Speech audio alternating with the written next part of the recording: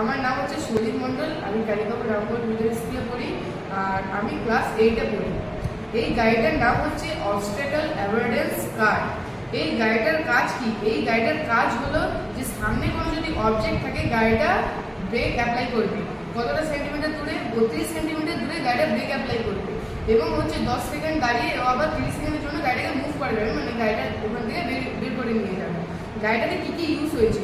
দুটো Arduino Uno, একটা motor driver, একটা রিলে, একটা ultrasonic sensor, breadboard, battery holder, 4টে হুইল এবং 4টে গিয়ার মোটর। এই গাড়িটাকে কী করতে আমরা বানিয়েছি? এই গাড়িটা হচ্ছে যাতে অ্যাক্সিডেন্টের কারণে সম্ভাবনা একটু কমে যায়। অনেক ক্ষেত্রে আছে যেটা হচ্ছে অনেক মানুষ হচ্ছে রাত অবধি করে গাড়ি চালিয়ে তারা ঝিমিয়ে যায় বা ঘুমিয়ে পড়ে।